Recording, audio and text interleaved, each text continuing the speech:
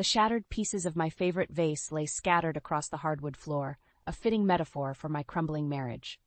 I stood frozen, staring at the mess, my trembling hands still clutching the damning evidence.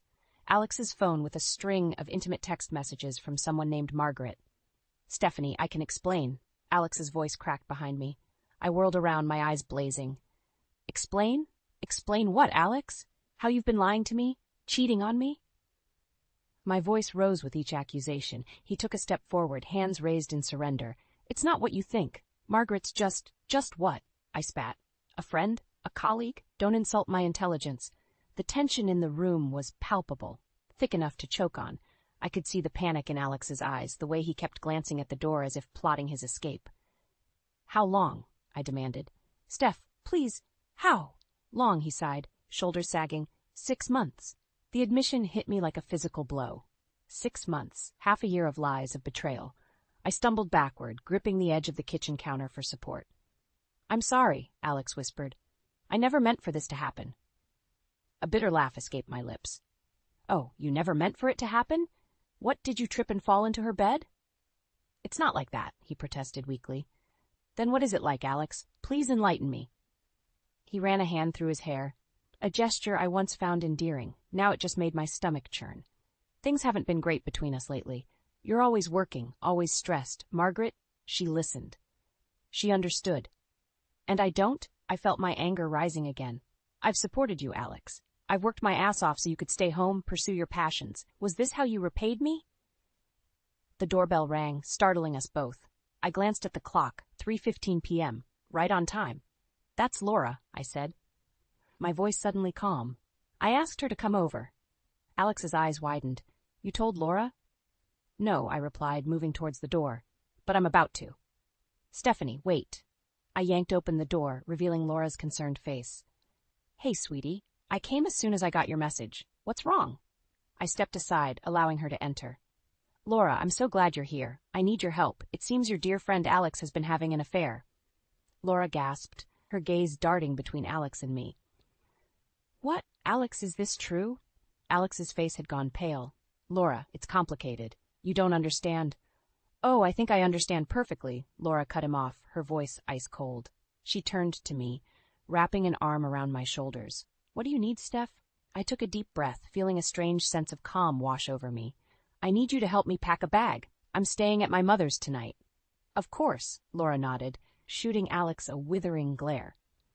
As we headed upstairs, I heard Alex call out desperately, "Stephanie, please, we can work this out.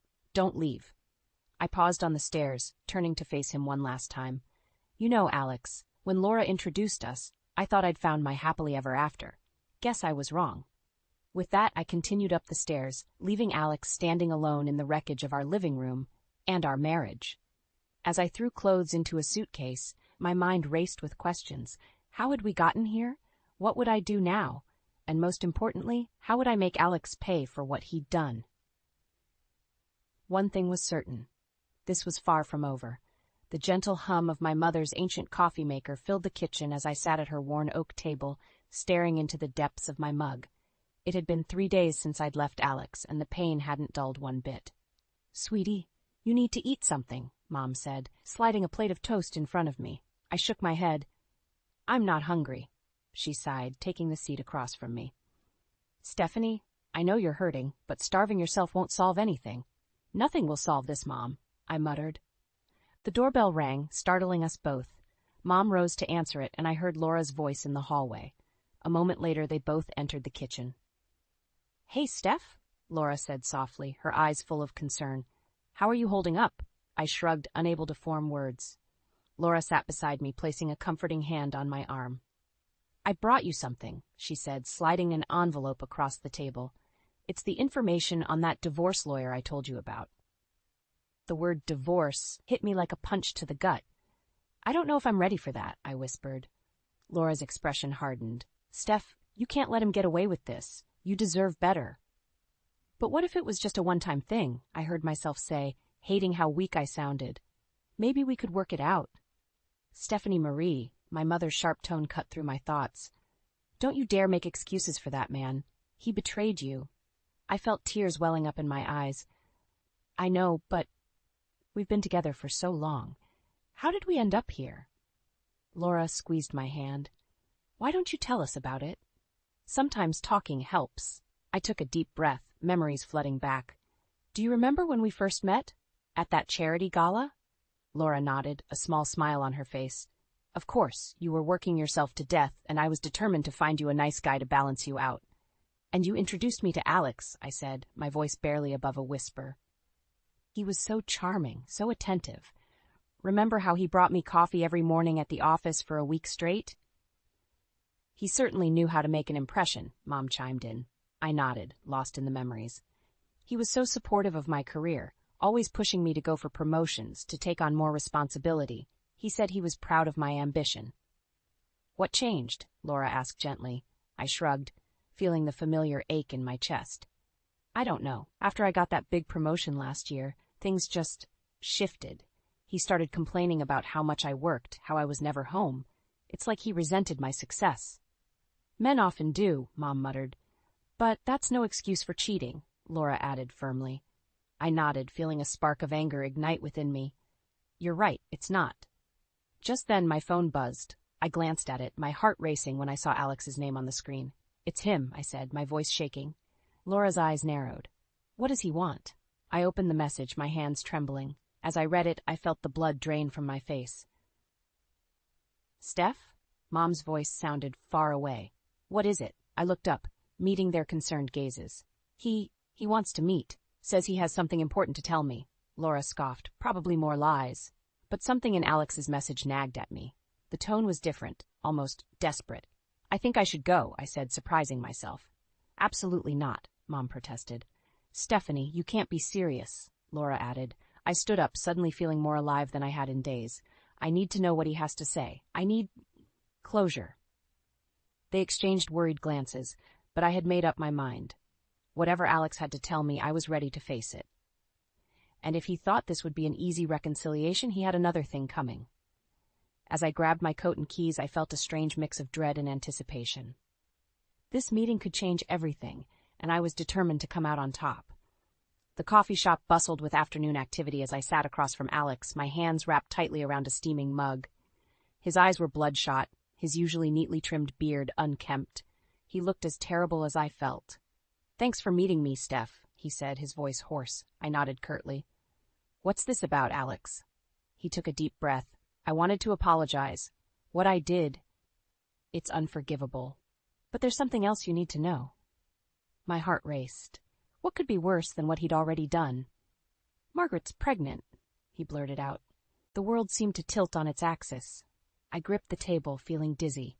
What? Alex's eyes filled with tears.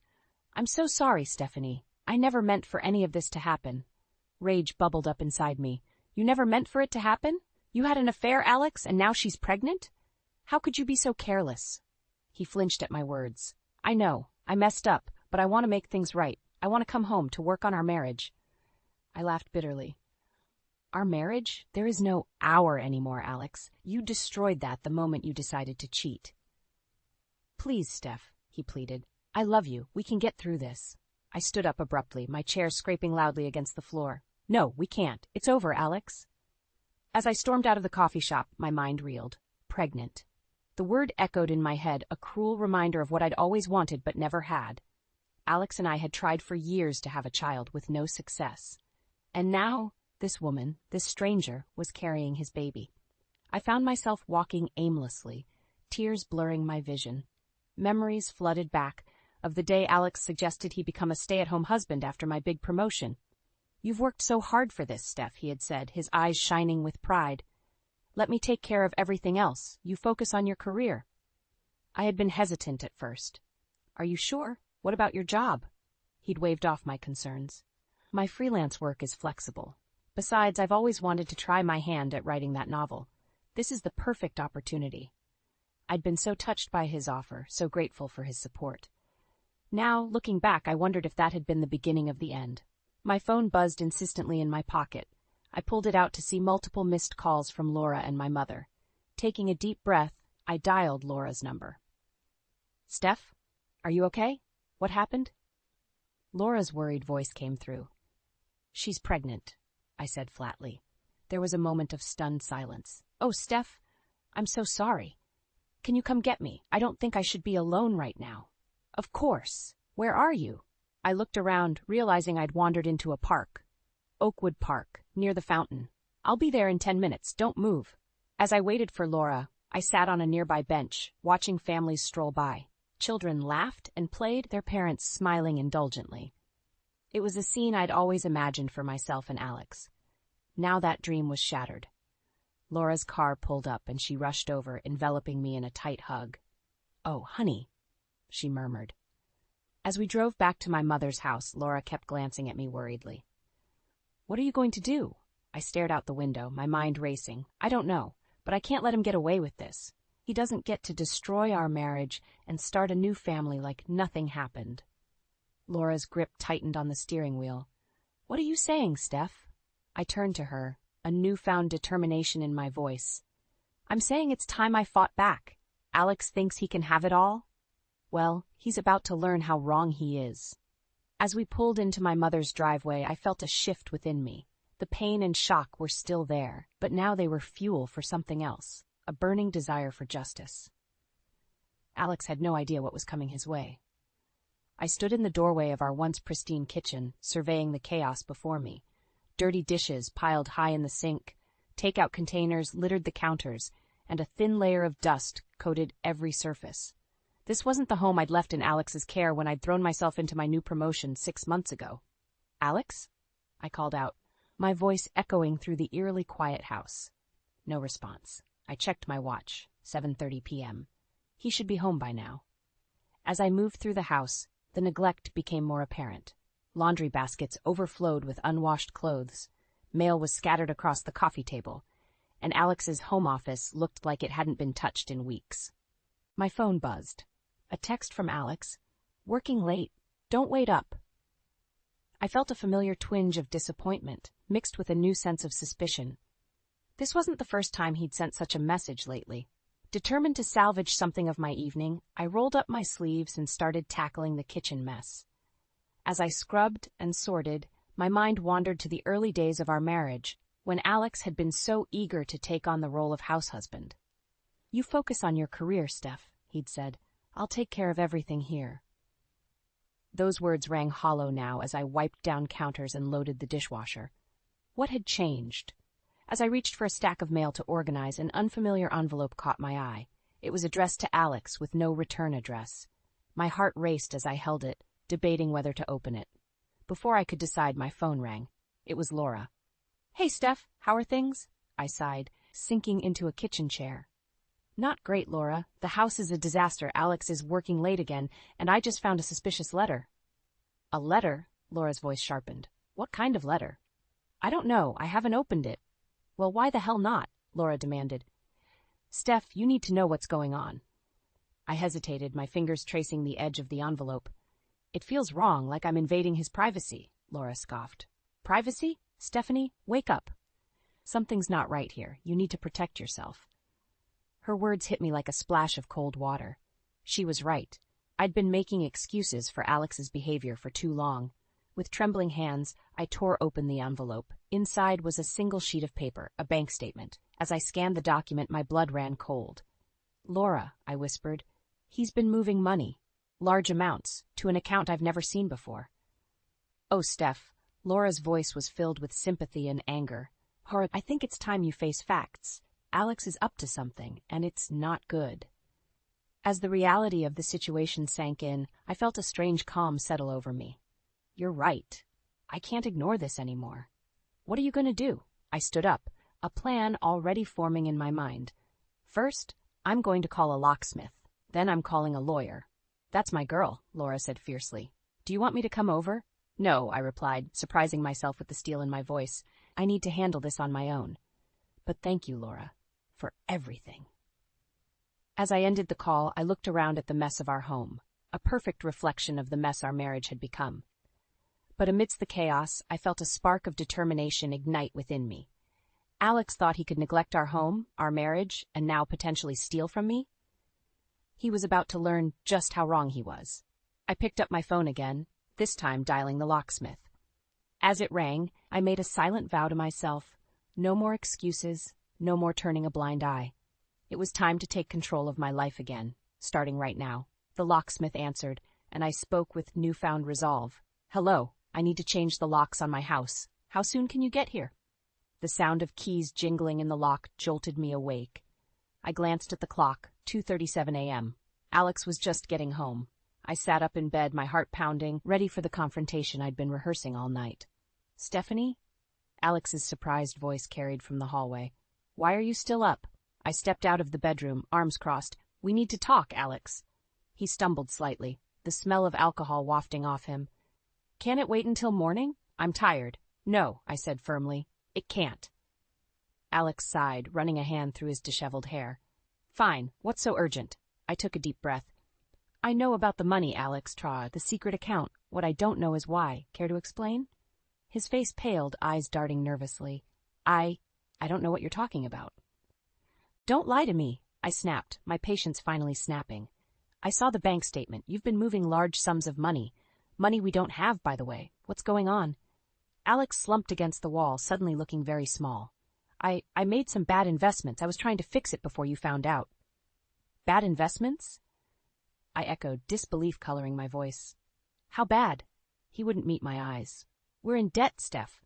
A lot of debt." The room seemed to spin. "How much?" "Almost everything," he whispered. I felt like I'd been punched in the gut. "Everything? Our savings? The house?" Alex nodded miserably. "I'm so sorry, Stephanie. I thought I could turn it around. I never meant for this to happen." Rage bubbled up inside me. "You never meant for it to happen? Just like you never meant to neglect our home? To start coming home at all hours, reeking of booze?" "That's not fair," Alex protested weakly. "I've been under a lot of stress." I laughed bitterly. "Stress? You want to talk about stress? I've been working myself to the bone to support us, coming home to a pigsty, and now I find out we're broke? Where the hell have you been, Alex?" He flinched at my words. I've been trying to figure things out, to find a way to fix this. By drinking? By abandoning your responsibilities at home? I shook my head in disgust. "I don't even recognize you anymore." Alex reached out, trying to take my hand. "Please, Steph, we can work this out." "I'll do better, I promise." I jerked away from his touch. "No, Alex, I'm done with your promises. I want you out." His eyes widened in shock. "What? You can't be serious." "I've never been more serious in my life," I said, my voice cold. "Pack a bag. You're leaving. Now." "But where am I supposed to go?" he asked, panic creeping into his voice. "I don't care," I replied. "Figure it out. You seem to be good at making decisions without consulting me." As Alex stumbled to the bedroom to pack, I sank onto the couch, my mind reeling. How had we come to this? The man I'd married, the one who'd promised to support me and care for our home, was now a stranger, a liar and a thief. When Alex emerged with a hastily packed duffel bag, I stood, blocking his path to the door. "Give me your keys," I demanded. He hesitated for a moment before dropping them into my outstretched hand. As he reached for the doorknob, he turned back to me, eyes pleading. "Stephanie, please, don't do this. I love you." I felt a flicker of the old Alex, the man I'd fallen in love with, but I steeled myself against it. "If you loved me, you wouldn't have done this. Goodbye, Alex." As the door closed behind him, I slid down to the floor, tears finally breaking free. The house felt impossibly empty, the silence deafening. But beneath the pain and betrayal, I felt something else stirring. A fierce determination. Alex had destroyed our life together, but I refused to let him destroy me. As the first light of dawn crept through the windows, I made a vow to myself. I would rebuild, stronger than ever. And Alex? He would learn that his actions had consequences. I reached for my phone, dialing a familiar number. "Laura? It's me. I need your help. It's time to fight back." The doorbell's shrill ring pierced the quiet Saturday afternoon, startling me from my paperwork. I wasn't expecting anyone. As I approached the door, a sense of unease crept over me. I opened it to find a woman I'd never seen before. She was attractive, probably in her early 30s, with long auburn hair and piercing green eyes. Something about her seemed familiar, though I couldn't place it.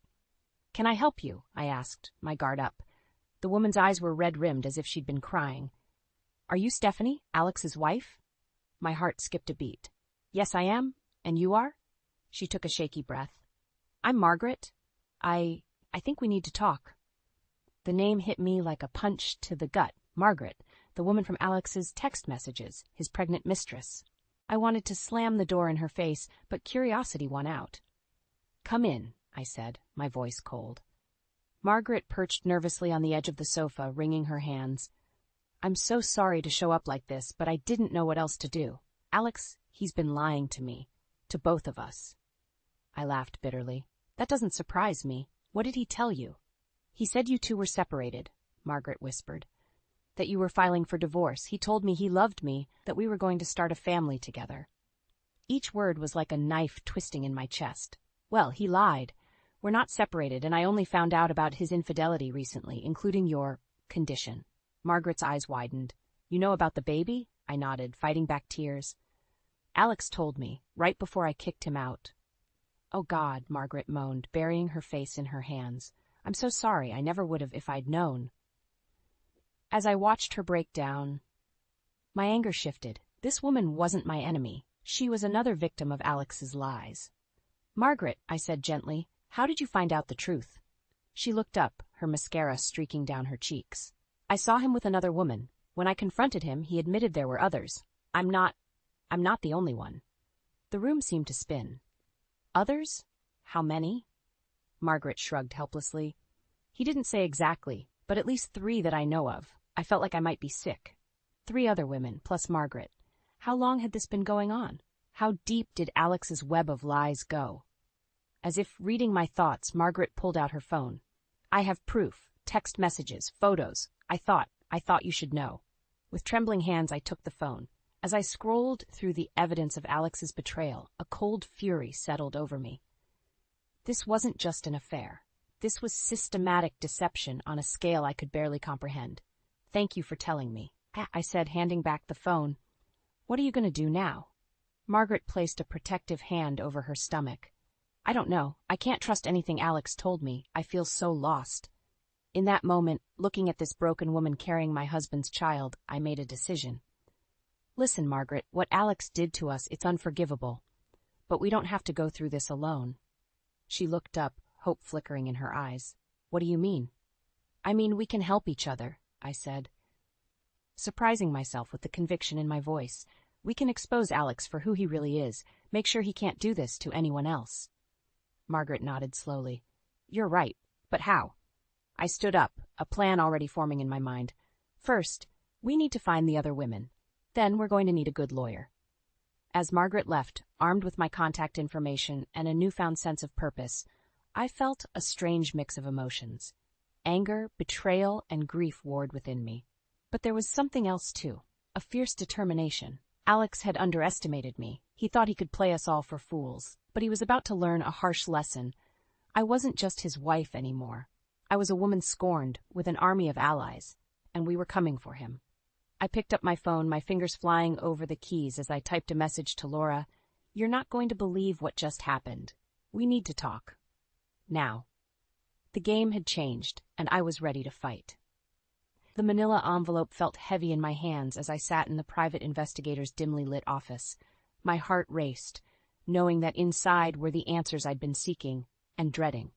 "Mrs. Thompson," the investigator, a gruff man named Jack, began, "I want to prepare you. What's in that file? It's not pretty." I took a deep breath. "I'm ready." As I opened the envelope, photos spilled out onto the desk. My hands trembled as I picked them up one by one. Alex, my husband, in various compromising positions with not just Margaret, but 3 other women. "Their names are Sarah, Karen, and Emma," Jack explained, his voice oddly gentle. "All married, all deceived by your husband." I felt the bile rise in my throat. "How long?" Jack sighed. "Based on our investigation, the affairs have been going on for at least 2 years, maybe longer." 2 years, the words echoed in my head. 2 years of lies, of betrayal, while I worked tirelessly to support us. "There's more," Jack said, sliding a stack of financial documents towards me. "We found evidence of significant financial fraud. Your husband has been embezzling money from your joint accounts and his mistresses." The room spun. I gripped the edge of the desk, trying to steady myself. "How much?" "Hundreds of thousands," Jack replied. "He's been living a double life, Mrs. Thompson, funding a lavish lifestyle with money he doesn't have." I thought of the debt Alex had confessed to, the bad investments he'd claimed. It had all been lies. "What do I do now?" I whispered, more to myself than to Jack. He leaned forward, his eyes serious. You have options. With this evidence, you could file for divorce, press charges for fraud, but there's something else you should consider. I looked up, meeting his gaze. What? These other women, they're victims too. If you go public with this, it could destroy their lives, their marriages. The weight of the situation crashed down on me. It wasn't just about me and Alex anymore. There were other families involved, other lives at stake. My phone buzzed. A text from Margaret. Any news? The other women want to meet. I stood up abruptly. Thank you, Jack. I need to go. As I drove to Laura's house, where we'd agreed to meet, my mind raced. How could I face these women? What could I possibly say? Laura opened the door before I could knock, pulling me into a tight hug. Are you okay? She whispered. I shook my head, fighting back tears. No, but I have to do this. In Laura's living room, I found myself face to face with Margaret, Sarah, Karen, and Emma. The air was thick with tension and unspoken pain. I'm sure you're all wondering why I've asked you here, I began, my voice shaking. I've recently discovered the full extent of my husband Alex's activities. I laid out the evidence on the coffee table, the photos, the financial documents, the proof of Alex's elaborate web of lies. Gasps and sobs filled the room as each woman realized the depth of the deception. He told me I was the only one, Sarah whispered, her face pale.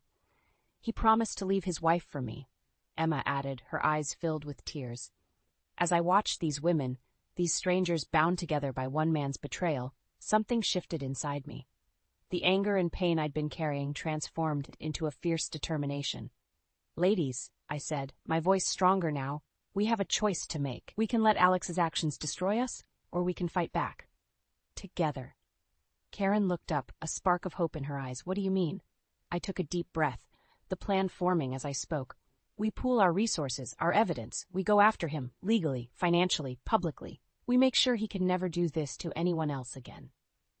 The room fell silent as the women exchanged glances. Then slowly Margaret stood up. I'm in, she said firmly. One by one, the others nodded their agreement. As I looked around at this unlikely alliance, I felt a surge of strength. Alex had underestimated us all. He thought he could play us, use us, discard us. But he was about to learn a harsh lesson. We weren't just scorned women, we were a force to be reckoned with, and we were coming for him. The courtroom fell silent as I took the stand, my heart pounding. Alex sat at the defendant's table, his once charming smile replaced by a look of defeat. Our eyes met briefly, and I saw a flicker of the man I once loved, now a stranger. Mrs. Thompson, my lawyer began, can you tell the court about the events that led to this lawsuit? I took a deep breath, my voice steady as I recounted the tale of betrayal and deceit. The affairs, the financial fraud, the web of lies that had ensnared not just me but 4 other women and their families. As I spoke, I could feel the weight of the past months lifting from my shoulders. When I finished, the judge turned to Alex. Mr. Thompson, do you have anything to say in your defense? Alex stood, his shoulders slumped. I'm sorry. I never meant for things to go this far. I got caught up in the lies, and I couldn't find a way out. His words, once so convincing, now rang hollow. I watched as the other women, Margaret, Sarah, Karen, and Emma, each took the stand, sharing their own stories of Alex's manipulation. Their husbands sat in the gallery, faces etched with pain and anger. As the judge delivered her verdict, I felt a surge of vindication. Alex was found guilty on all counts: fraud, embezzlement, and multiple breaches of contract. The sentence was harsh: significant jail time and full financial restitution to all parties involved. But the real blow came when the judge addressed Alex's parents. Mr. and Mrs. Thompson Sr., as co-signers on several of your son's fraudulent loans, you are legally obligated to cover a portion of the damages.